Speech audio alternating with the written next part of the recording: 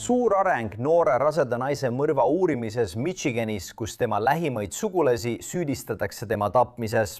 Tema õde, naine, kes esimesena teatas Rebecca Parki kadumisest, kuid hiljem arreteeriti politseile valetamise eest, on nüüd süüdistustest vabastatud.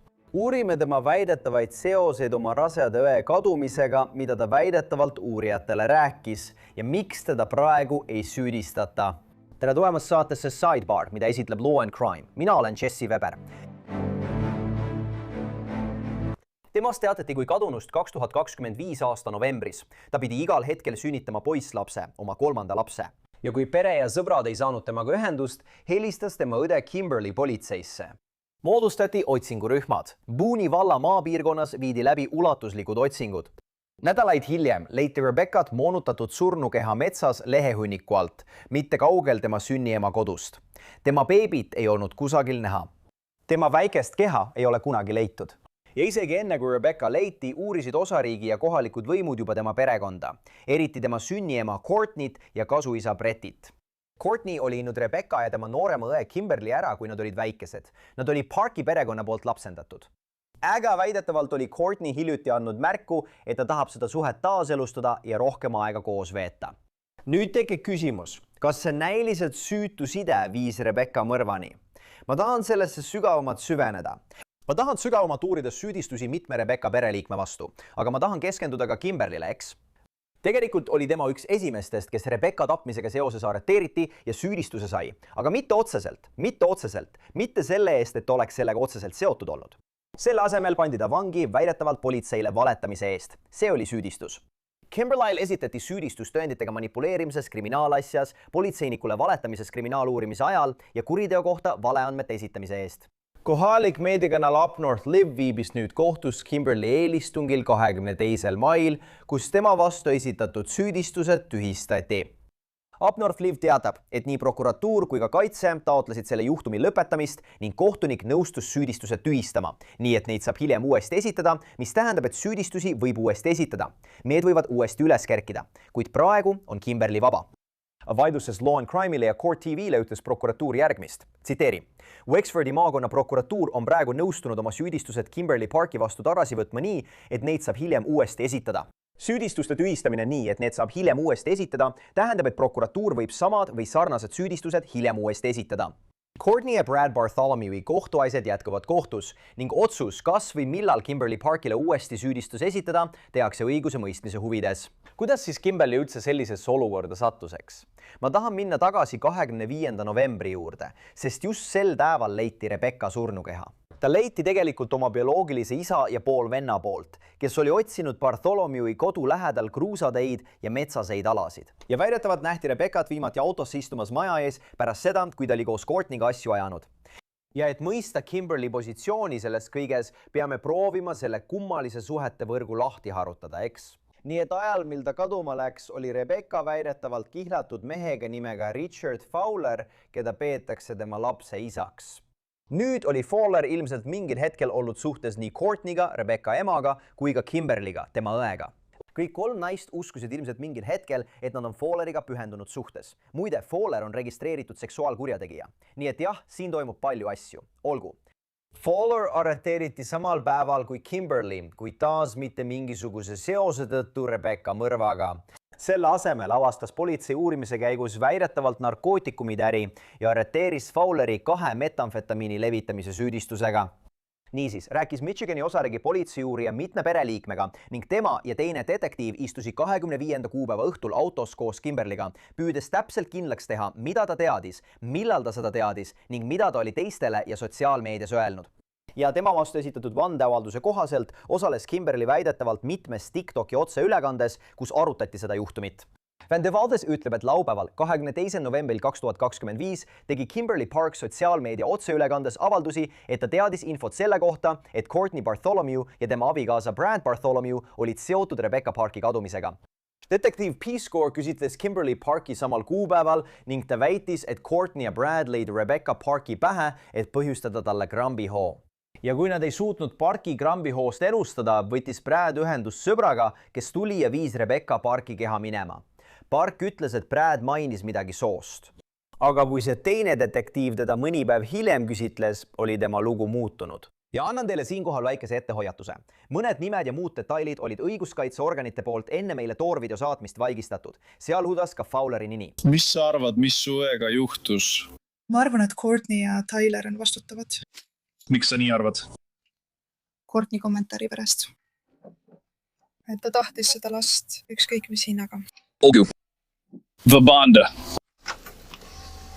Ta tahtis seda last ükskõik mis hinnaga. Ta oli täiesti veendunud, et ta võtab selle lapse ükskõik mis. Okei, nii et Courtney tahtis võtta Rebecca lapse. Õige? Okei. Ja kuidas ta seda ütles? Kas ta postitas selle kuhugi või ütles ta seda? Otse minu numbrile, sest see olime vist väljas, aga see õhtusöök.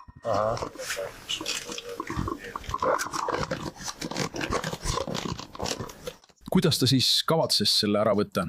Kas ta ütles, kuidas ta kavatses selle lapse ära võtta? Ta ei öelnud kunagi, kuidas ta seda teeb. Ma tean, et ma ütlesin hiljuti rahukorpusele, et Courtney ja Brad olid vastutavad. Mul oli tunne, et ta on lähedal. Sul oli tunne, et ta on lähedal? Nagu geograafiliselt lähedal, nagu sinu asukoha läheduses? Courtney ja Patty maja lähedal. Maja, okei.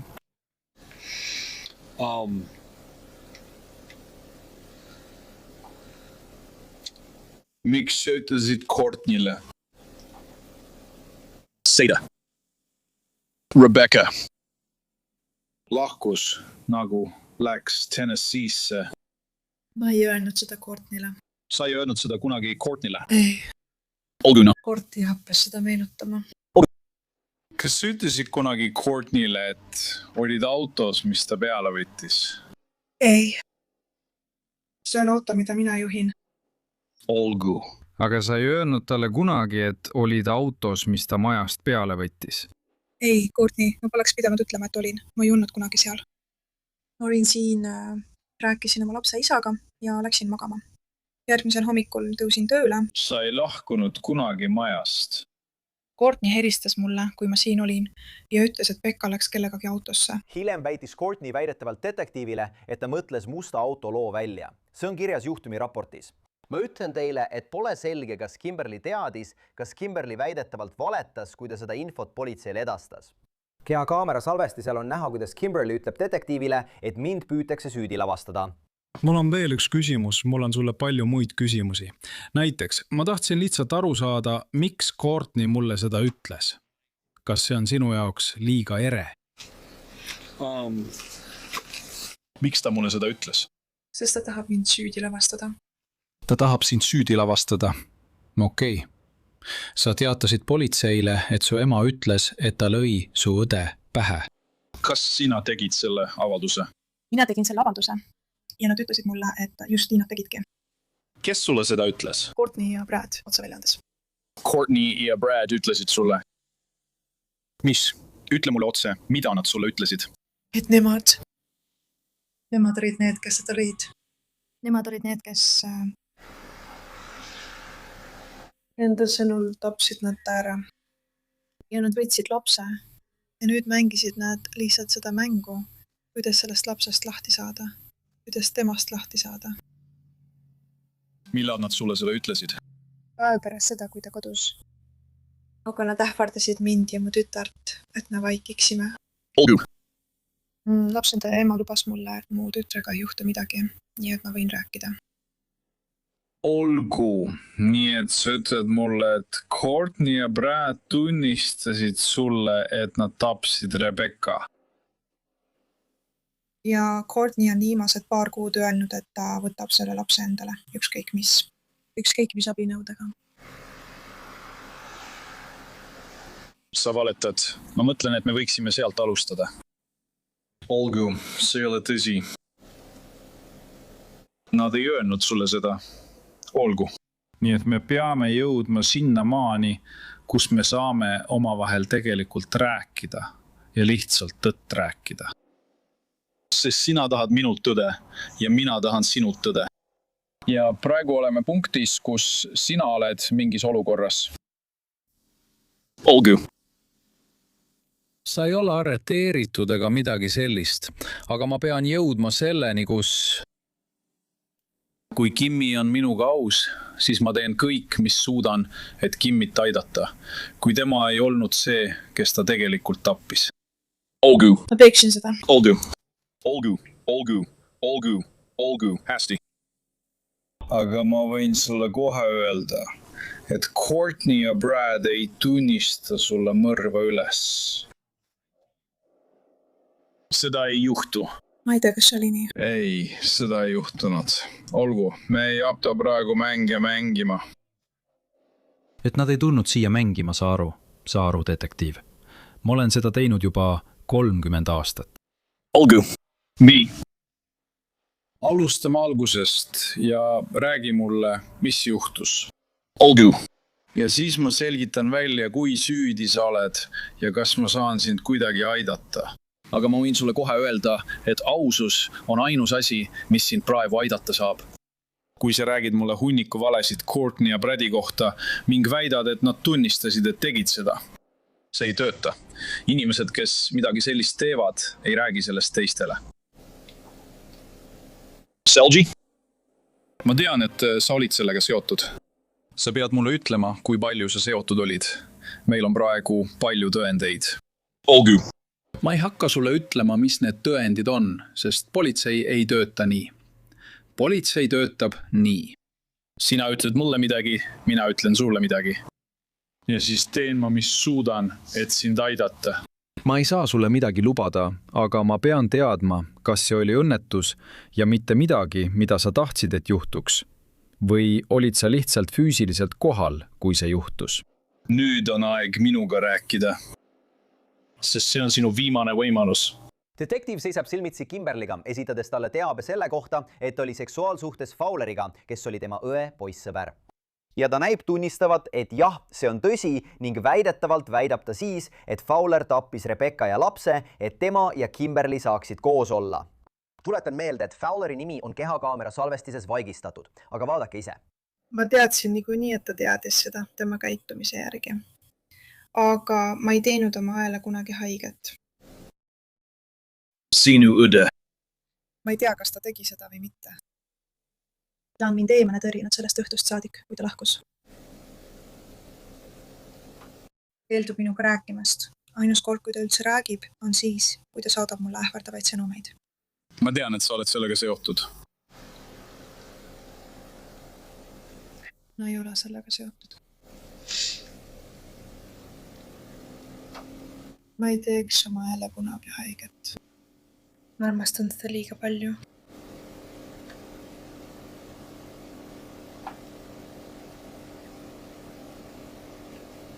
Siis kes seda tegi? Ma ei tea, kes seda tegi. Olgu, nüüd lased detektiiv Kimberlyl majja minna, et ta saaks tualetti kasutada. Kui ta tagasi tuleb, pannakse talle kohe käerauad peale. Pane käed selja taha.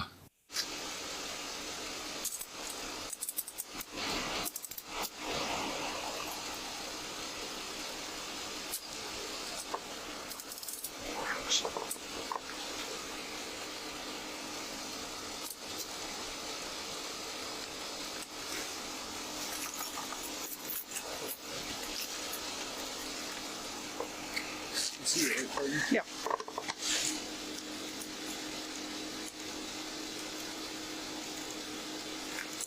This one then we'll put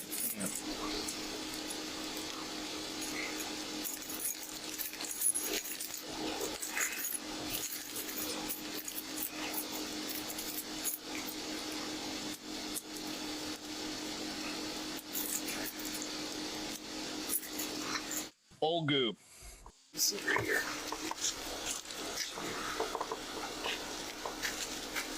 Careful. Olgu, teeme nüüd nii. Nii et sa oled arreteeritud, sest sa ei tohi teadlikult anda politseile vale infot, kui nad uurivad kadunud isiku juhtumit, mis lõpeb tapmisega. Selge. Sa ei tohi seda teha. See on keelatud.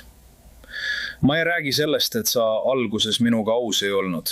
Olgu. Ma räägin infost, mida sa tahtlikult andsid detektiivile kellegi nimel. Ma ei teagi täpselt kelle. Kas me nimetame teda sinu poiss sõbraks? ma mõtlen, see kõlab nii, nagu te oleksite olnud poissõber ja tüdruksõber. Nii et nüüd ma hakkan sulle Miranda õigusi ette lugema. Olgu, sest nüüd oled sa arreteeritud. Ja kui see sulle mõistlik tundub, siis ma pidin sind arreteerima.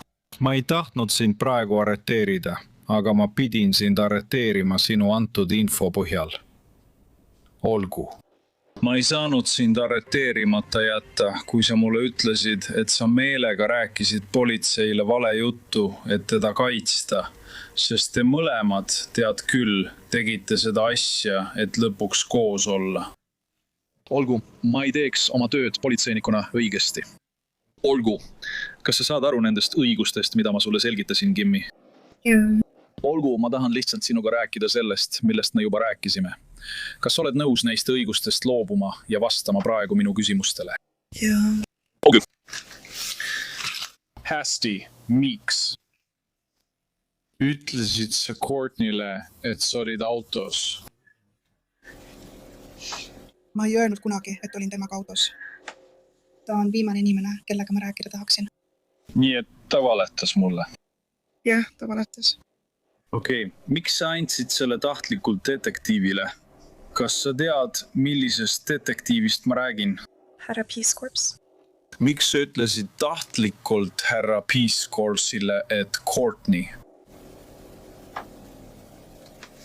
Oli sellega seotud. Miks sa seda tegid? Miks sa ütlesid talle, et Courtney ja Brad? Sõid sellest aru? Ma tahtsin, et kui ma seda ei tee, siis lõpetan nagu tema. Ja kuidas sa sellest aru said, et sa lõpetad nagu tema? Lihtsalt kaod ära. Lihtsalt see seletus, lihtsalt kaod ära, ilma igasuguse seletuseta. Ja kui sa temast räägid, kellest sa räägid? Minu Mercy. Kes on sinu õeke? Rebecca. Rebecca. Olgu. Nüüd miss. Milliseid arutelusid ja plaanete pidasite selle kohta? Kuidas temast lahti saada, et te kaks saaksite koos olla? Ainus asi oli lihtsalt jätta ta maha. Kas viskasid ta keha minema? Ei. Nagu jätta ta maha. See oli ainus asi, mida sa talle ütlesid. Jaa. Olgu. Nii et nüüd, kui ta kaduma läks,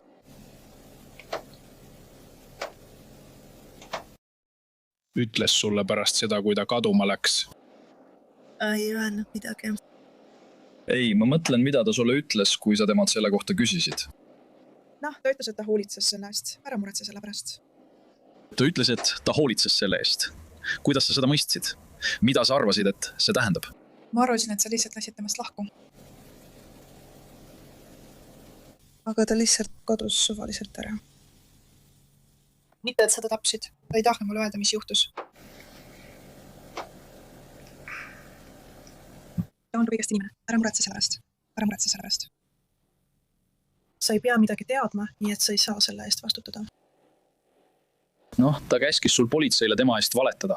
See oli tema poolt kohutav idee, sest nüüd sattusid sina selle tõttu jamasse. Sellepärast sa siin käeraudades istudki. Kui ta sulle veel midagi ütles, siis ta tõesti vedas sind alt. Ta jättis isegi sinu lapse isa kaardi sündmuspaigale. No ütle mulle, et see polnud tahtlik. See ei paista just eriti hea välja. Ta üritab, tead küll, jätta muljet, et see oli keegi teine, aga lõpuks selgub, et selle mehe, kelle kaart see oli, ta ise ei saanud seda teha, sest ta on vanglas, aga tema lapse ema ei ole vanglas ja see viitab jälle sinule. Kas sa saad aru, mida ma mõtlen? Ta pani selle nii välja nägema, nagu sina oleksid asjasse segatud. Ma ei olnud asjasse segatud, ma ei olnud seotud sellega, mida ta tegi. Kui ta oleks mulle öelnud, et ta tegi talle midagi, kuidas see kõik oli nii hoolikalt valvatud ja kontrollitud. aga ta ei andnud mulle otsekohest vastust. Nii et Kimberly ütleb, et tahab jätkata oma intervjuud selle detektiiviga, kellega ta algselt rääkis. See on detektiiv Piskor, nii et nad viivad ta tema juurde. Seda osa intervjuust ei avaldatud videos, kuid siin on see, mida ta väidetavalt ütles. See põhineb vande all antud avaldusel. Tsitaat. Kimberly Park kinnitas, et teisipäeval 4. novembril 2025, kui ta viibis Richard Fowleri kodus, ütles ta talle, et tappis Rebecca Parki ja et ta tahtis Kimberlyt kaitsta, üksikasju talle rääkimata. Park kinnitas, et teises vestluses Fowleriga ütles ta talle, et midagi läks valesti, kui ta üritas beebit Rebeccast välja lõigata. Ta teatas, et Fowler ütles talle, et üks teine mees aitas tal Rebeccaga. Park ütles, et Fowler oli samuti julgustanud teda uurimist eksitama ning see oli põhjus, miks ta jagas eksitavat teavet sotsiaalmeedia otseülekannetes. Park ütles detektiiv Piskorile, et Fowler hakkas muretsema, et uurimine jõuab temani liiga lähedale. Ja siis neljapäeval või reedel enne laupäeva, 22. novembril 2025, aitas Fowler tal koostada süüdistuse, mille ta esitas detektiiv Piskorile sellel kuupäeval toimunud ülekuulamisel. Pärast seda, kui talle esitati süüdistus tõenditega manipuleerimises, politseile valetamise ja valeavalduse tegemise eest, maksis ta osa $5000 kautsjonist ning vabastati 3. detsembril. Selle kohta teatas 9 and 10 News. Nüüd on need süüdistused tühistatud. Uurimisaruandes on märkmed mõnest intervjuust, mis viidi läbi Fowleriga. Olgu, ja päeval, mil Rebecca surnukeha leiti, ütleb dokument järgmist. Tsitaat. Selgitas, et suurem osa sellest, mida ta teab, on pärit sellest, mida Kimmy ja Courtney talle rääkinud on. Ta ütles, et ei teadnud oma kihlatu surmast enne tänast, nii et Fowler nõustus valedetektoritestiga, mille kohta oleme hiljem politseiraportis teada saanud, et ta kukkus selle läbi. Ja samal ajal said uurijad teada Kimberly arreteerimisest ja tema süüdistusest, et just Fowler ja Courtney tapsid Rebecca. Just siis võeti Fowler mõrvas kahtlustatavana vahi alla. Talle ei esitatud selle kuriteo eest siiski kunagi ametlikku süüdistust. Mõni nädal pärast tema arreteerimist kohtutoimikute järgi maksis Rich osa $25,000 kautsjonist ja vabastati. Aga nüüd on küsimus, mis saab Rebecca jõhkra mõrva peamistest kahtlusalustest, Bradist ja Courtneyst? Noh, nad mõlemad on endiselt vangis, kuna prokurörid väitsid eelmisel aastal toimunud kohtuistungil, et nad on liiga ohtlikud, et neid vabastada. Selles juhtumis oli meil 2 inimest, kes koostasid plaani. Nad tegid uurimistööd, nad tõid Rebecca Parki oma koju. Nad sundisid teda sõidukisse ja viisid ta metsa, kus nad pussitasid teda, sundisid teda maas lamama, lõikasid lapse tema kõhust välja, põhjustades lõpuks nii tema kui ka lapse surma. See on nii jõhker ja kohutav juhtum, kui üldse olla saab. Ja ma ei usu, et on olemas ühtegi olukorda, kus härra Bartolomeule tuleks määrata kautsjon. Selle kuu alguses toimus kohtuistung, kus arutati süüdistatava menetlusvõimet. Teate küll, see tähendab, kas nad on võimelised mõistma neile esitatud süüdistusi ja aitama kaasa enda kaitsmisele. Ja väljaande Up North Live andmetel oli see istung kimine. Meedia ja avalikkus ei saanud sinna sisse. Ja arutatu ei avalikustatud. Seal võib rääkida privaatsusküsimustest. Teate küll, tegemist on vaimse tervisega. Aga Brady ja Courtney vastu on esitatud süüdistused esimese astme mõrvas teise kuriteo toimepanemise käigus, piinamises, ebaseaduslikus vangistamises, kallaletungis eesmärgiga põhjustada raseduse katkemist või surnud sündi ning surnukeha eemaldamises ilma kohtuarsti loata. Rebecca kadumise ja hilisema mõrva uurimise käigus näitasid Brady ja Courtney väidetavalt üksteise peale kui selle teo toimepanijale, mida minu arvates võib õigustatult nimetada kurjaks kuriteoks. Sest Brady kohtuasjas esitatud vandetunnistuses ütles ta, et Courtney rääkis temaga sellest, kuidas tema ja Rich tegid midagi kohutavat, kuid ta ei tahtnud talle öelda, mis see oli. Ta väitis, et kui Rebecca kadumise lugu avalikuks tuli, hakkas ta otsi kokku viima. Brett teatas, et Courtney ähvardas teda. Kui ta midagi ütleb, teeb ta tema elu põrguks. Kuid lõpuks tunnistas Brett väidetavalt, et tema ja Courtney olid need, kes viisid Rebecca metsa. Nüüd väidab ta kindlalt, et tema ei teinud midagi vägivaldset ja et see kõik oli Courtney tegu. Nii et vandetunnistuses on kirjas, tsiteerin. Bradley kirjeldas, et tegelik pussitamine algas siis, kui Courtney lihtsalt haaras noa ja hakkas teda pussitama. Nuga oli olnud Courtney paremal pool. Ta ütles, et Courtney pussitas teda rinda nii palju, kui tema teadis, kuid lisas, et hüppas veoautost välja, kui Courtney hakkas noaga vehkima, nii et ta polnud kindel. Süüdistusdokumendid paljastavad ka, et Courtney võis olla plaaninud lapse endale jätta. See lisab sellele loole veel ühe kihi. Brady sõnul tahtis Courtney ilmselt last, kuid nad ei saanud lapsendada, kuna tema on seksuaalkurjategijate nimekirjas. Jah, muide, ka tema on seksuaalkurjategijate registris, mis on selle loo veel üks osa. Nii et vandetunnistuses öeldakse, et Bradley nõustus, et ta usub, et Courtney on võimeline oma enda liha ja verd lahti lõikama ja lapse välja võtma. Ta nõustus, et Courtney on kinnisideks saanud soovist saada enda hoolde veel üks laps. Ta nõustus ka, et on täiesti võimalik, et ta võib Rebeccat rünnata ja temast lapse välja lõigata. Uurimisaruandes märgitakse nüüd, et see laps ei jäänud ellu pärast julma rünnakut lapse ema vastu. Väidetavalt ütles Brad uurijatele, et ta ei kuulnud kunagi lapse nuttu ega näinud teda liigutamas. Väitis, et lapse keha viidi koos nendega tagasi majja, kus laps pandi väikesesse jahutuskotti ja lõpuks visati prügikasti. Tema keha pole kunagi leitud. Brad Ühel hetkel viis need 2 detektiivi kuriteopaigale. See on lindile salvestatud, aga ta on üsna ebamäärane selles osas, kuidas ja miks täpselt tema, Courtney ja Rebecca sellesse metsaalasse sattusid. Ja ta näitas neile väidetavalt ka vähemalt 2 prügikasti asukohti, kuhu ta väidetavalt viskas noa, millega pussitas oma kasutütart. Esimene osa siin, kus sa sõidad kohale ja lähed paremale.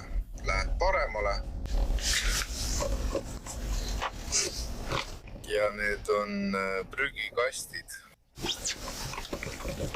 Siin siis.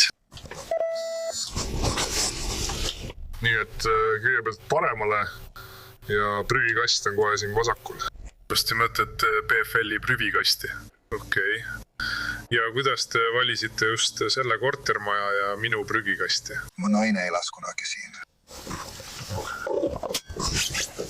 Ja ta lihtsalt ütles, et viska see esimesse ette juhtuvasse. Ja millal sa sellest noast lahti said? Kolmapäeval. Olgu. 5. Kolmapäev, 5. Olgu.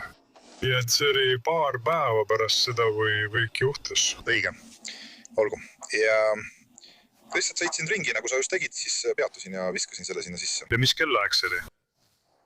See oli tõenäoliselt umbes 3:30. Pärast õunal, jah? Okei. Ja kas see oli millegi sees? Ei. Okei. Lihtsalt räitikus või kilekotis või midagi sellist? Lihtsalt, okei. Ja kirjelda mulle nuga. See on huiahinuga. Okei, kas kokkupandav või fikseeritud teraga? Okei, fikseeritud. Tera. Tõenäoliselt umbes 5 tolli. Okei. Kas see oli sinu nuga? Ei. Kas sa tead, kelle oma see oli? See on Courtney oma. See oli tema oma? Okei. Kas sa tead, mis marki see oli? Ei, ma ei tea. Hästi. Visati prügikasti. Mina tegin seda. Kas sellel oli verd või midagi muud, mida sa nägid, kui selle sinna viskasid? Ma ei pööranud sellele üldse tähelepanu. Ma tahtsin lihtsalt, et see mu käest ära oleks. Courtney ametlike ülekuulamiste videot politsei poolt ei avaldatud, kuid me saime kaadreid, kus Courtney ja Brad istuvad oma kodus, samal ajal kui kriminalistid otsisid tõendeid lähedal asuvast metsast pärast seda, kui Rebecca surnukeha leiti. Ja ma arvan, et võiks õigustatult öelda, et Courtney keskendub pigem sellele, mida inimesed sotsiaalmeedias räägivad. Kui ma selle praegu avaksin, siis oleks tohutut inimesi, kes lihtsalt räägivad igasugust jama. Ja ma olen kindel, et internetis liigub juba igasugust mahakat infot ringi. Ma loodan, et mitte. Ei, ma ei usu. Ma olen kindel, et ikka veel on kahjuks. Sest inimestel lihtsalt ei ole seda austust, mis neil peaks olema. Ei. Seda tüüpi asjad. Kas nad ei või selle eest pahandustesse sattuda? Muidugi, sest kui nad midagi sellist postitavad, on ju tegu käimasoleva uurimisega. Ausalt öeldes ma ei tea. Ma ei tea, aga ausalt öeldes mind see ei huvita. Meil pole see midagi. Laiali olevad plakatid. Rebecca Parki 22-aastase surnukeha leiti Bloomi vallas 2 roopaga tee äärest. Esimest korda teatati kadumisest 3 nädalat tagasi.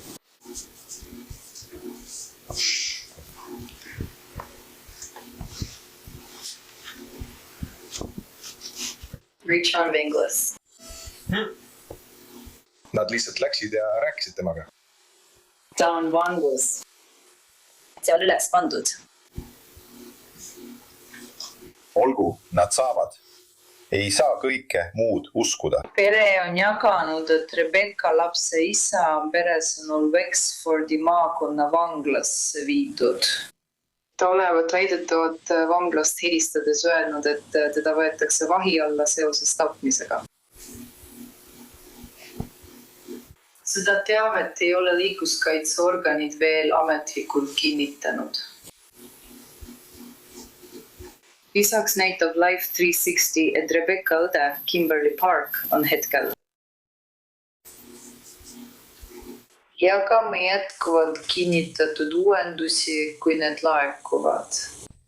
Palun hoidke Rebeccat ja tema perekonda oma mõtetesse raske ajal. Mis toimub? Aga teisest küljest, see on sotsiaalmeedia, sa ei saa kõike uskuda, mida sa kuuled.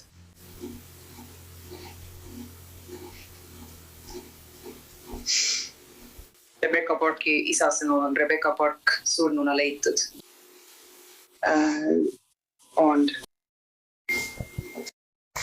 Peatu. Ei. Ära tee seda. Oritsei sõnul pole ilmenud ühtegi uut usaldusväärset teavet. Praegu pole Rebecca Parki kadumise juhtumis uurimises läbimurdeid saavutatud.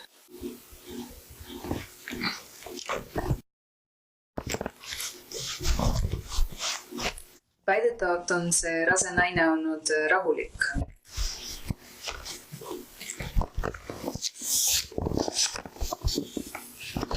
Ma ei saa aru, miks sa seda üldse loed, sest ma ei taha kuulda, kuidas nad sellistest asjadest räägivad. Ma ei taha isegi sellele mõelda. Äga süüdistusdokumentide kohaselt üritas Courtney ülekuulamisel detektiividele süüd Bradile veeretada. Vandele antud avalduse kohaselt väidab Courtney, et ta astus Bradile vastu päeval pärast seda, kui kriminalistikalabor nende kodu pildistas. Ta ütleb, et Brad alustas roppusi täis sõimu, öeldes, et Rich ajas valel inimesel harja punaseks. Ma loen selle otse ette, tsitaat. Ta nõustub, et see kõik on kättemaksuplaan.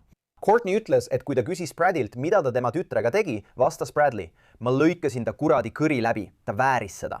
Ta jätkab, öeldes, et Bradley ütles, et ka Rich vääris seda ja lihtsalt juhtus nii, et sinu tütar peab selle eest maksma. Courtney ütles, et kui ta küsis oma pojapoja kohta, ütles Bradley.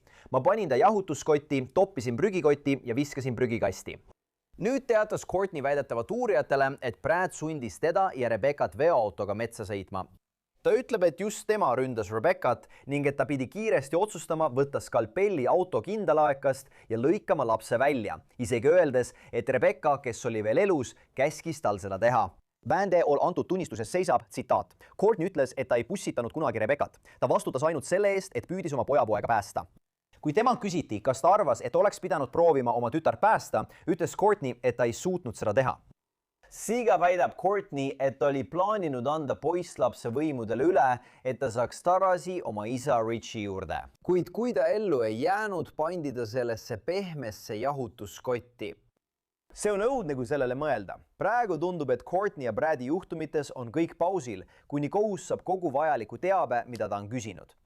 Selle kuu alguses korraldas Rebecca adoptiivema Stephanie Park mälestusteenistuse kohalikus paviljonis, kus sõbrad, perekond ja toetajad kogunesid, et meenutada seda noort ema.